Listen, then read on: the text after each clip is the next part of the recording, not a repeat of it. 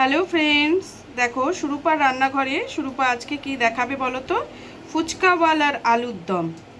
ফুচকাওয়ালা আলুর দম যেটা খুব টেস্টি হয়, আমার তো ভীষণ ভালো লাগে এবং আমার বাচ্চা কাচ্চারাও খুব ভালোবাসে খেতে।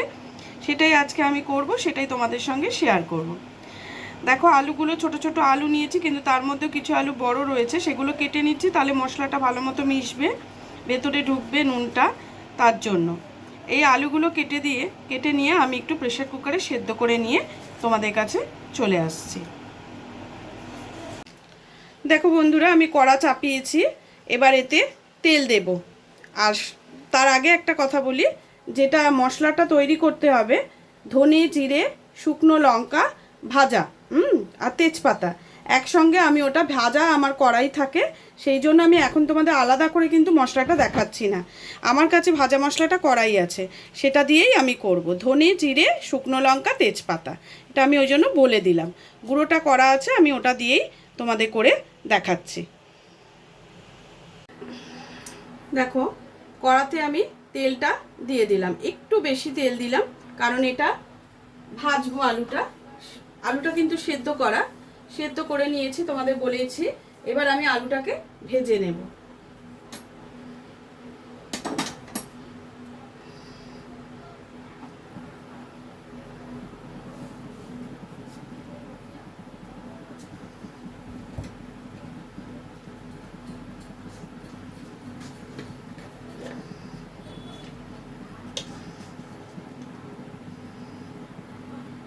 দেখো তেলটা আমার গরম হয়ে গেছে। এবার এই চামচে ভর্তি করে 1 চামচ আমি গোটা জিরে, সাদা জিরে দিয়ে দিলাম।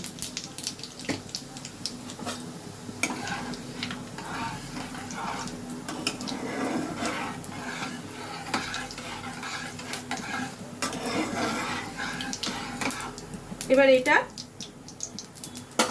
রংটা যেই চেঞ্জ হবে, তখন তুমি আস্তে করে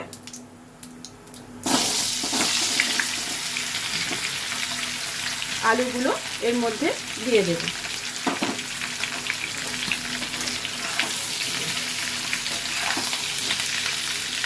ভালো করে তেলের সাথে আলুগুলোকে মিশিয়ে দেবে, আর তার সাথে দিয়ে দেবে একটু নুন, হলুদ,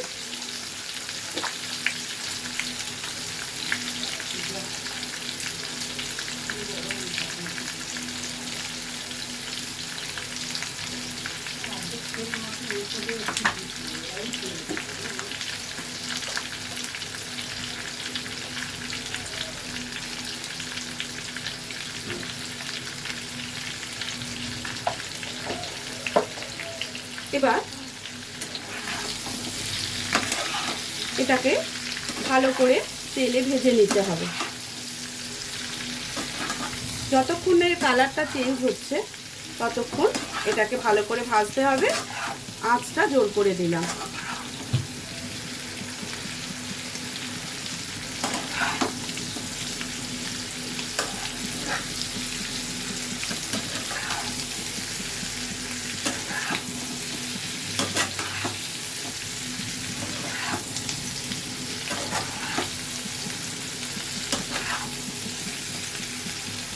ভাজাটা একটু হতে থাক, ততক্ষণ আমরা ঘুরে আসছি।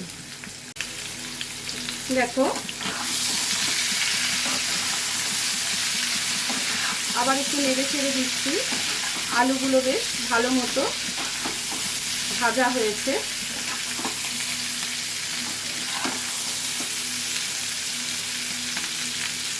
এবার এর মধ্যে পরিমাণ মতো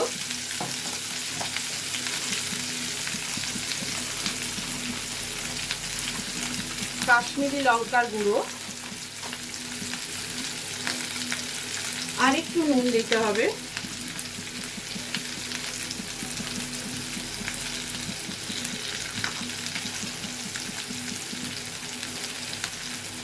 সামান্য একটু জিরের গুঁড়ো,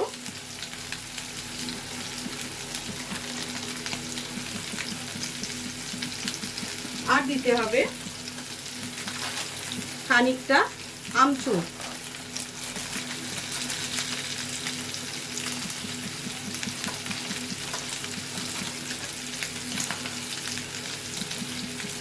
এবার আঁচটা কমিয়ে দিয়ে এটাকে ভালো করে মিশিয়ে নিতে হবে।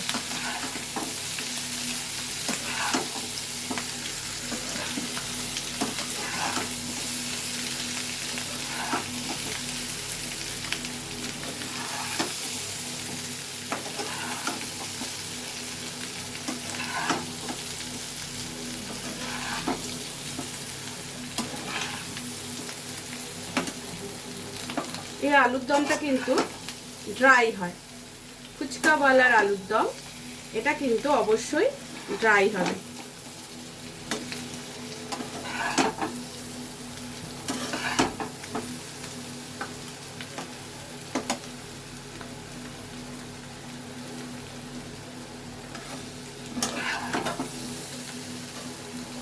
কিন্তু এটার একটা অপূর্ব টেস্ট, ভীষণ সুন্দর স্বাদ এই আলুর দমটা।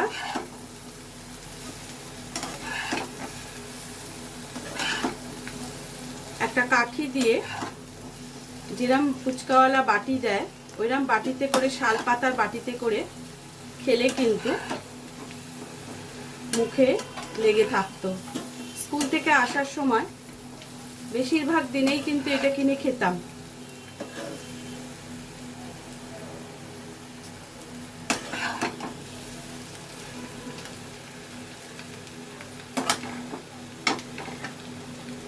এটা কিছুক্ষণ হতে থাক, তারপর আবার ঘুরে আসছি। এটা কিন্তু আঁচটা কমিয়ে যদি পারো একটু চাপা দিয়ে দাও, দিলে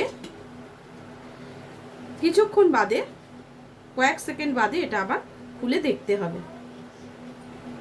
দেখো এবার আমি ঢাকাটা খুলেছি, এটা কিন্তু প্রায় মজে গেছে। দেখো চাপা দিয়ে রেখেছিলাম তো, দেখো পুরো একদম মশলায় মাখামাখি হয়ে গেছে। এটা কিন্তু আর একদমই জল দেবে না। এবার বেশ করে ধনেপাতা ছড়িয়ে দিতে হবে।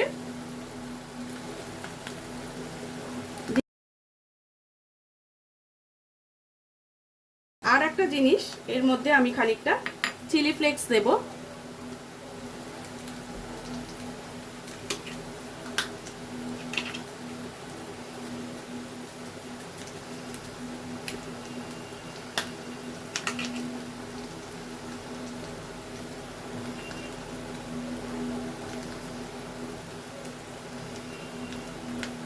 ভীষণ সুন্দর টেস্ট হবে, একটু ঝাল ঝাল, টক ঝাল, ভীষণ ভালো ভালো লাগে। এবার ধনেপাতাটা ভালো করে মিশিয়ে দিয়ে তোমরা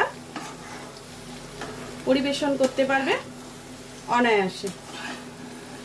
একটা ছোট্ট কাঠি নিয়ে এটাকে খেতে হবে। তো এবার দিয়ে দিচ্ছি ভাজা মশলাটা, যেটা তোমাদের বলেছিলাম ধনে, জিরে আর শুকনো লঙ্কা, তেজপাতা, যে ভাজাটা করেছিলাম সেই মশলাটা কিন্তু এবার আমি দিয়ে দিলাম। একটু বেশি পরিমাণেই দেবে মশলাটা, দিয়ে ভালো করে মিশিয়ে দেবে। এবার নেড়ে মশলাটাকে ভালো করে নেড়ে দেবে।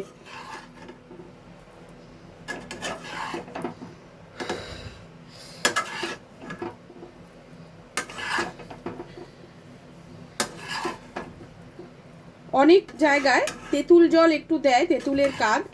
আমি দিয়েছি আমচুর, তোমাদের যদি মনে হয় তেঁতুল দেবে দিতে পারো। আমি কিন্তু আমচুর দিয়েছি, তাতেই অসাধারণ টেস্ট। দেখো মশলাটা দেওয়ার পর এবার মনে হচ্ছে তো ফুচকাওয়ালার আলুর দম। দেখো কত সুন্দর দেখতে লাগছে, পুরো একদম মশলায় মাখামাখি। এইবার দেখে নাও কেমন হয়েছে।